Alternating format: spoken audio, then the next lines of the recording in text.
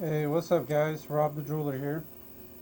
Today we're going to be working on a ring. It's a coin pendant ring, has no stones in it. This is going to be going up 4.5 sizes, almost 5 sizes. I know you guys have probably been to some place where like, oh, we can only size it up 2 sizes, 3 sizes. In most cases, it's bullshit. That's not real. They just don't want to do the work. There's a lot more involved in it. Now there is cases where if there's stones coming down the side, that may be an issue. But in most cases, if you're adding gold to it, you can pretty much make it whatever size you want it, just about. So that's what we're doing today. Today we're going from a 6.5 to a 10.5. So we're going 4 sizes. Going to big boys. I'm just going to write down here that we're going from a 6.5 to a 10.5.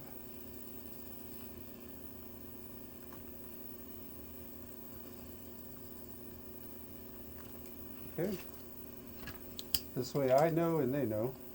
The store knows. Now, first thing we're going to do, I've done already cut this. What did I do with my piece of gold? Nope, there it is. Set it right there so I don't lose it. But I've done already cut the ring and stretched it out.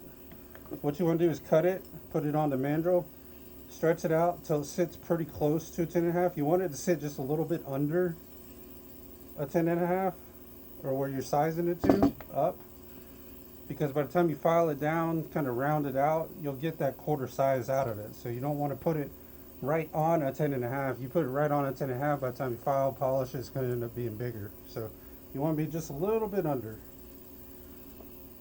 So what we're going to do, we're going to put our cutting disc on.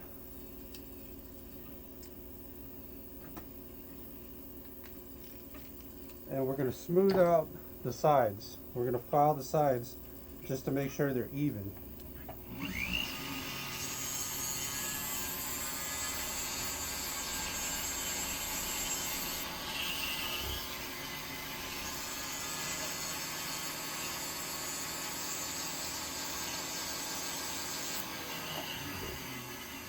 Okay. Then what we are going to do is we're going to cut a notch on each side with our cutting disc. We're going to put a notch on that side, notch on this side. That helps hold the piece in the ring better. If you don't have a notch in there, it tends to want to pop out. So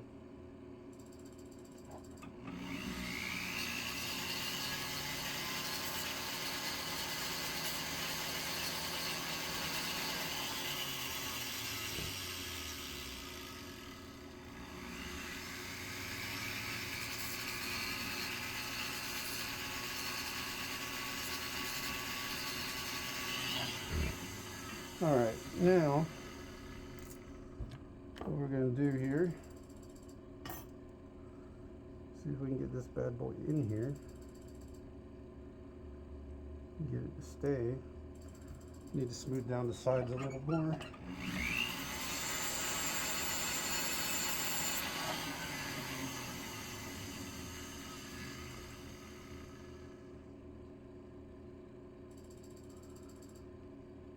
Okay.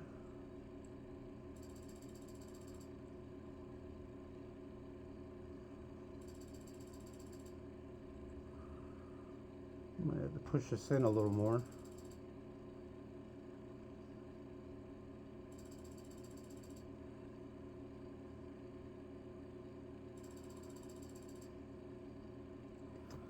Hold on, we gotta file this one side down a little bit.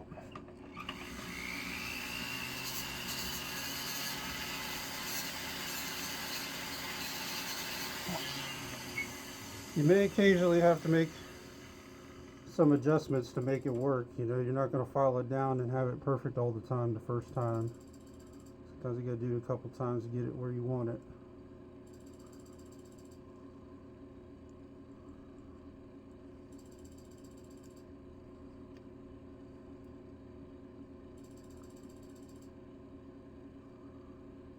All right, we might, nope.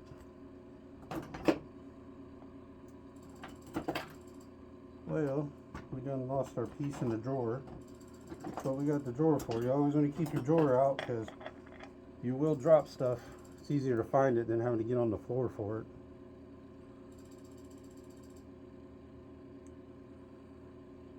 Dropping stuff's just part of the game. It's just the way it works.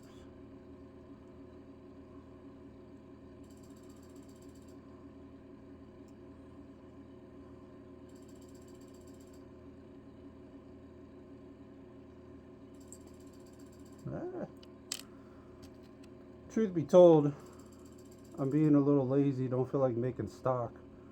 So I'm kind of using a weird looking piece that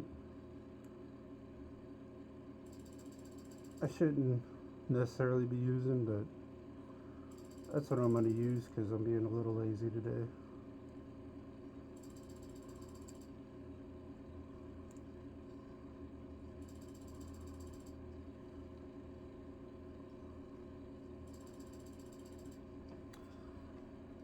Let's straighten this out a little bit here.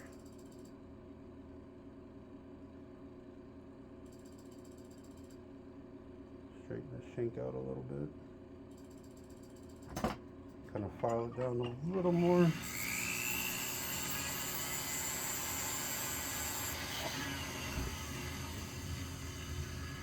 And then let's see what we got here.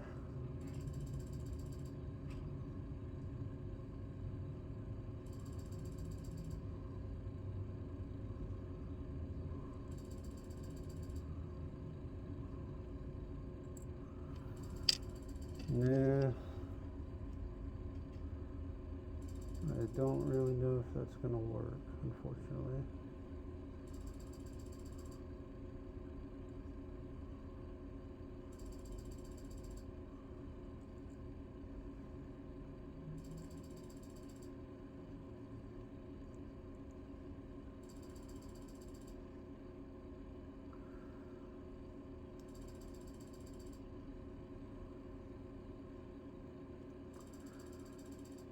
Yeah, I might have to find another piece here. Hopefully I got another piece. If not, I'm gonna have to pause the video and go make some sizing stock.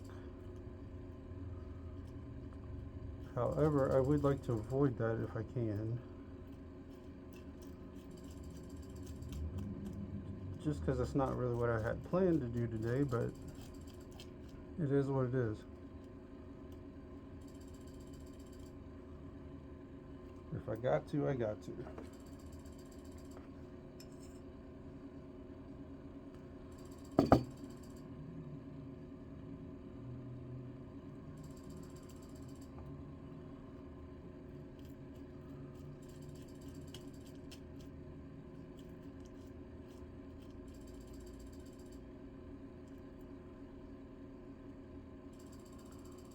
Let's take a look at this piece right here.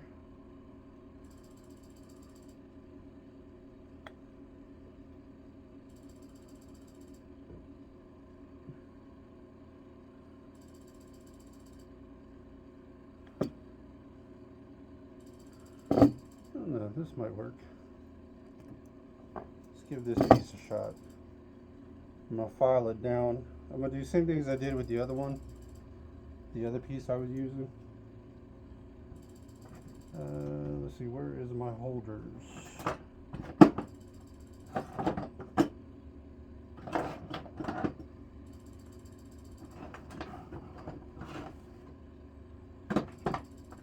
Try to keep your desk a little organized than I do.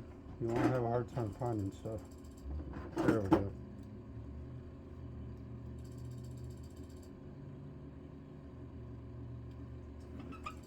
But most jewelers I know, they just plop their tools wherever in the drawer. I'm not saying they're all like that, but most of them are. And all I'm doing is I'm doing the same thing I did with the other piece. I'm filing it down and then cutting a groove so it'll lock into the ring.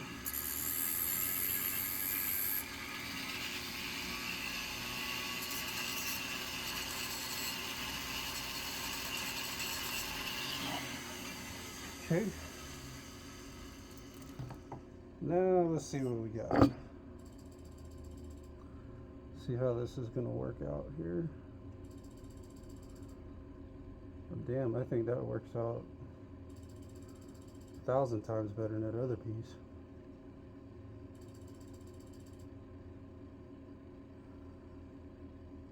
Yeah, normally you would have some stock made up. I'm just being a little bit lazy. Didn't feel like making it.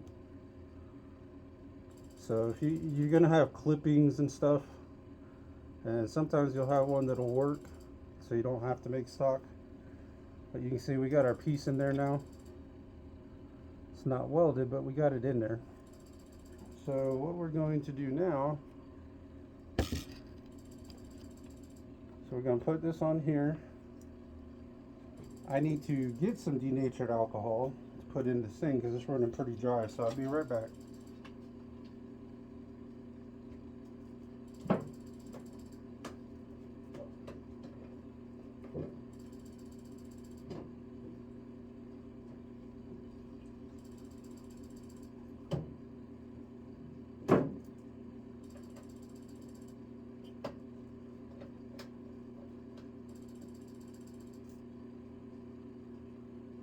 Now remember, this is a boric acid denatured alcohol mix. That's what we're using for the, basically what that does is it puts a protection around the piece you're working on. It gives it a nice fire coat. We're going to go ahead and dip the ring in there. Okay. And then we're going to light this baby on fire. It's my favorite part. We're going to switch out to a 5 tip. I use 5 on rings mostly. On larger rings, I usually use a 6, you know, like a big man's ring. But for most practical purposes, we're going to use a 5.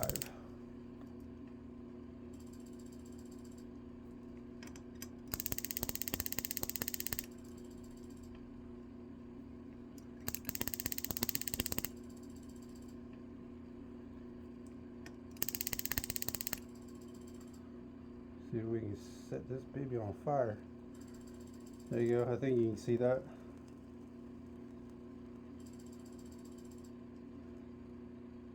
And then what that does, puts a nice protective coating over it.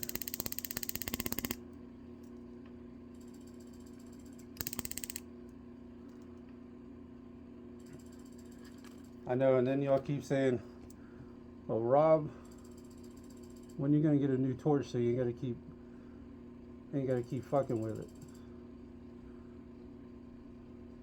I will at some point. I'm one of those people, I use it till I just don't want to work no more. There we go. And it's not too bad. Once I get it fired up and going like this, the rest of the day it'll fire up. It's just that first time getting it started. But you shouldn't have to play with it to get it to do that, you know. But once I get it fired up, it'll fire up the rest of the day right on the first go. So until it gets to the point where after the first one I can't get it to fire, then I think I'll go ahead and change it.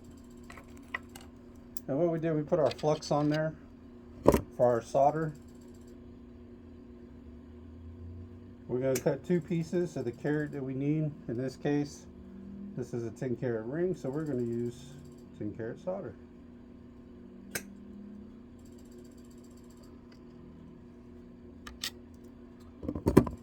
Okay, now we got our flux on there.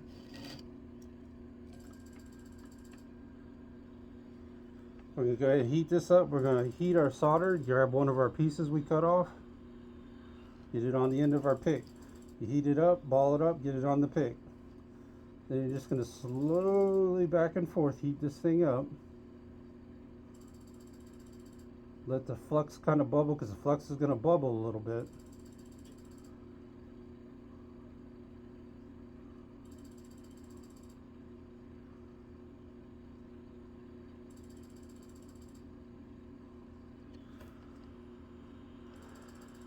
The solder kind of got away on me there, so we're going to use the other piece.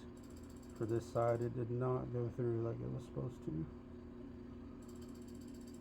And that happens occasionally.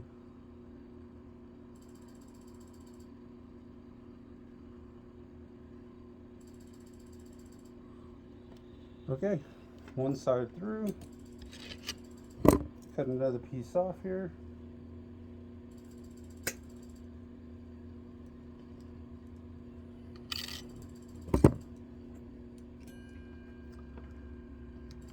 And we're just going to repeat the same thing on the opposite side here. They heat her up. Get our solder on there.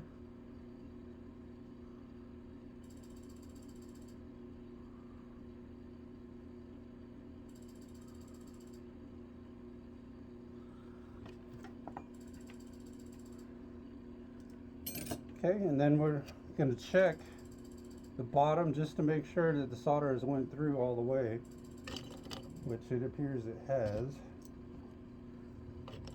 Do not want to grab it with your fingers. This don't have any stones in it, so I could quench it off right now, but I'm just going to let it cool off naturally. I'll put it in front of the fan for a few. That'll cool it off pretty quick.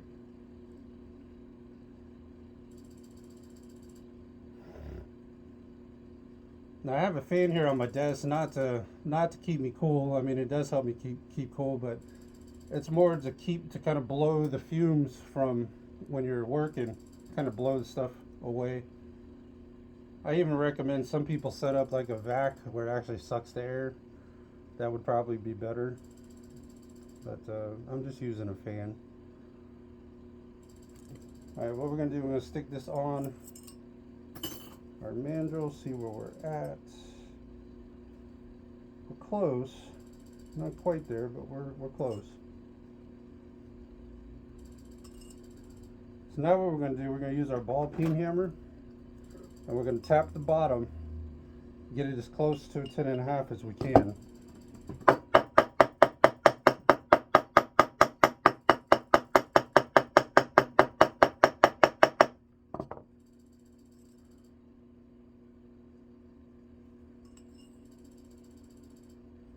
Get it as close as we can.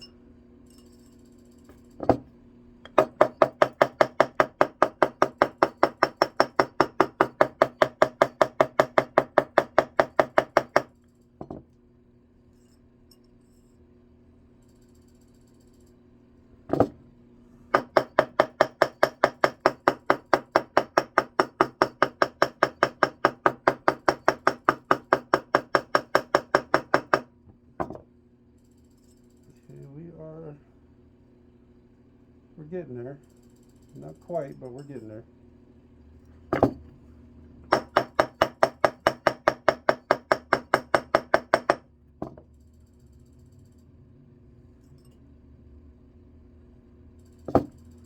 Now what I'm going to do is I'm going to tap this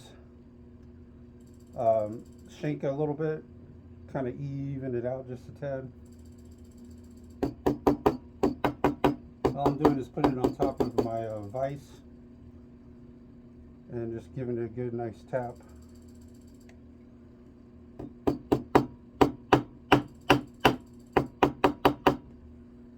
Okay. See where we're at here. Kind of about 10.25. So we're just going to keep kind of tapping around.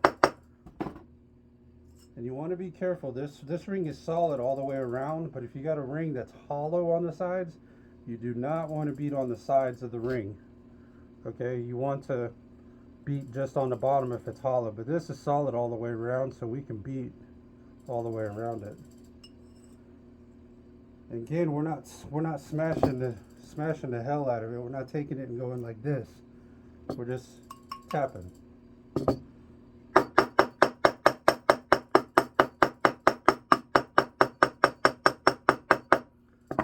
Remember, gold is soft, so if you beat the shit out of it, you will crush it.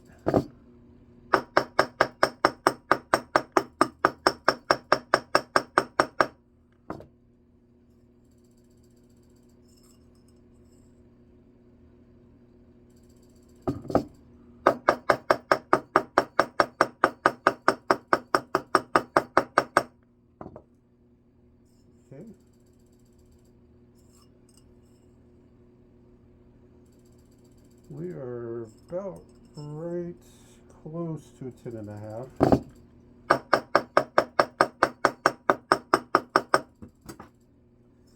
And now I'm doing these videos just to show you the basics. I'm sorry.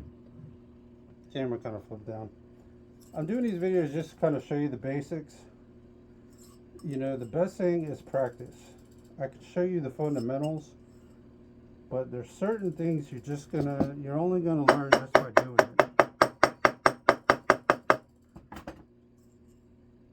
You know, such as keeping it a quarter size short so that, you know, when you file it down and clean it, it will be the size that it's supposed to be. That's just little things you learn. Like I said, I can show you the fundamentals. We got our piece in there. And what we need to do is we need to file it down now and make it even. So next what we're going to do, we're going to grab our little wedge, put it in the desk here, grab our file, and we're going to file down the sides until they're even. You want it to blend in, not be able to tell where the piece was put in at.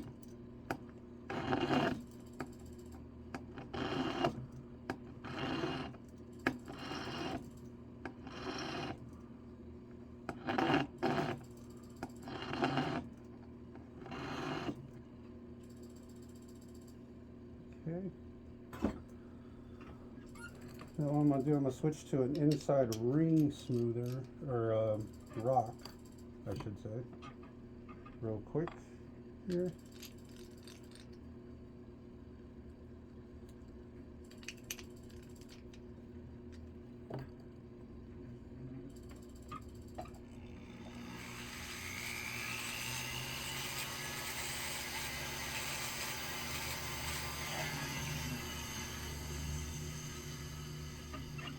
Okay.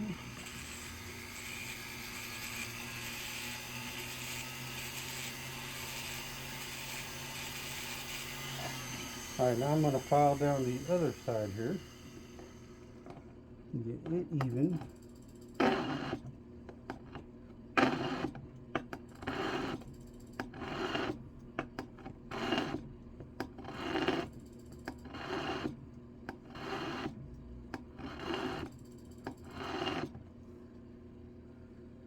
Got to get it even on the other side.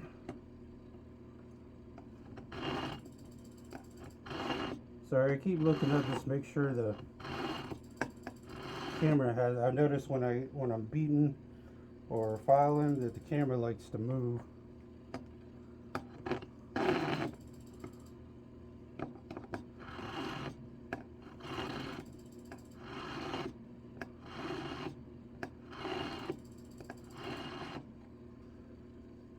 Okay. I think we are about where we want to be.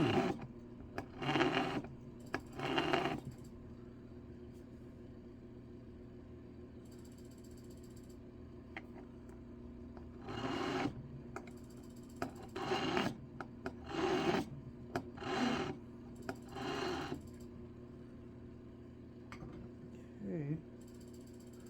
Let's go ahead and smooth the inside out here. Or file it down, we're not smoothing it out just yet.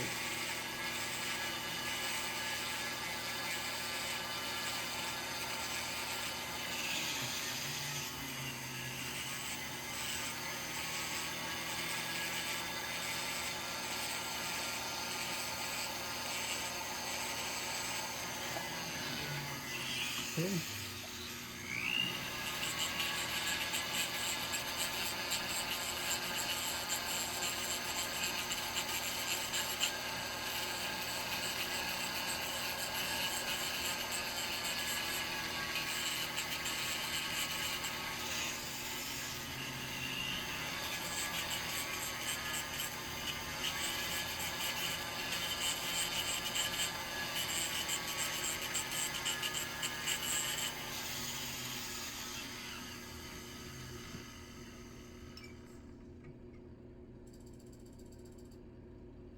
Okay, 10.5, 10.5,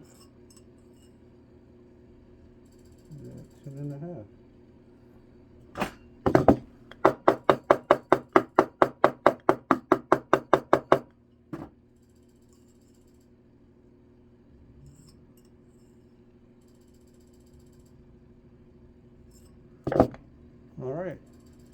So now we're going to go ahead and switch this. Looks like we're moving again here. We're going to switch to our inside ring smoother now.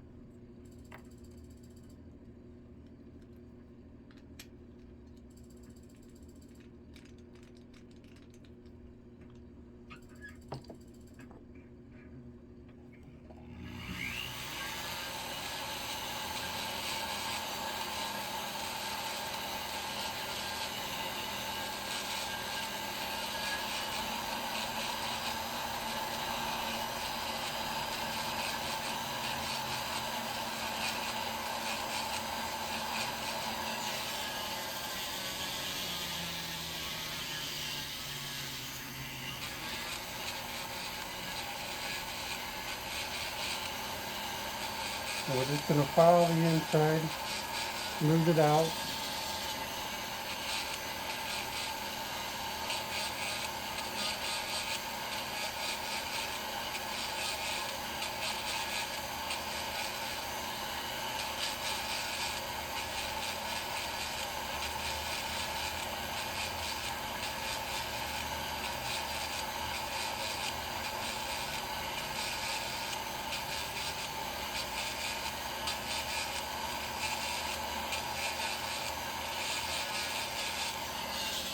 Okay.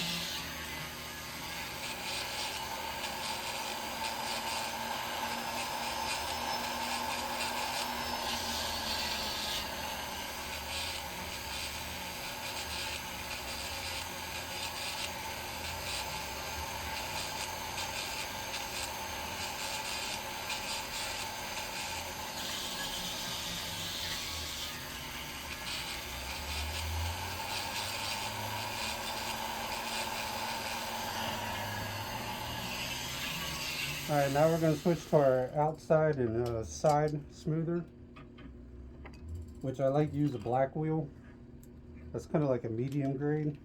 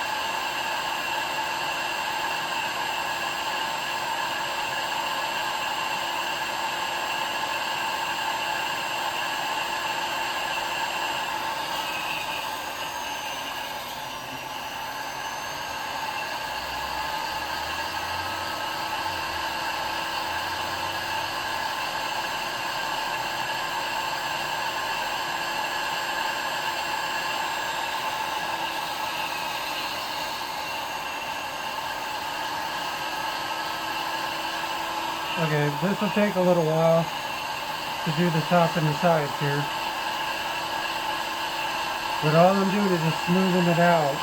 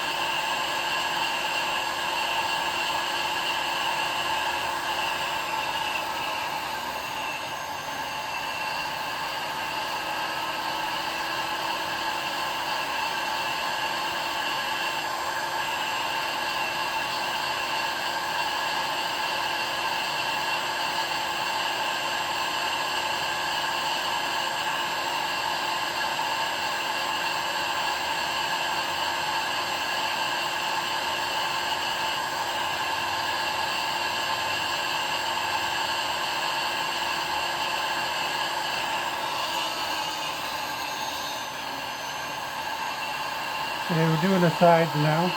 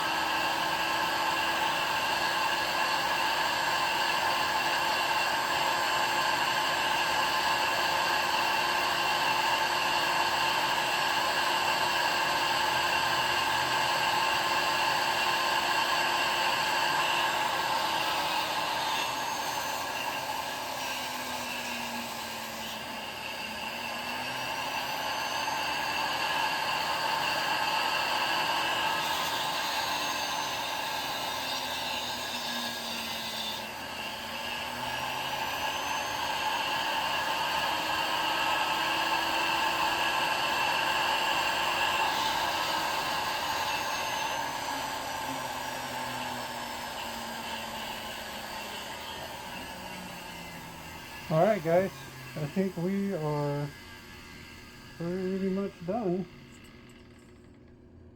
We are where we need to be. We're at 10.5. Let's see if I can get you close. You can see we got our piece in. We got it filed down, smoothed out. Main thing we got to do now is just go polish it. It's like a kind of like a panda coin ring, except it's not a panda coin. It's a like Liberty, Lady Liberty. But I'm gonna go polish it, and then we'll take a look at the final product. Alright guys, we're back with the final product here. We got it all polished and cleaned. You can see, can't tell where we put the piece in at. And this is a Liberty coin ring. And that's how you size a ring up, four sizes. It's pretty much the same thing whether you go one size, four size, just bigger piece going in. But that's from a 6.5 to a 10.5. And if you'd like and subscribe, that would be fantastic. You can also support us on PayPal, and the link for the email for that will be in the description. And this is Rob the Jeweler, and I'll see you on the next one.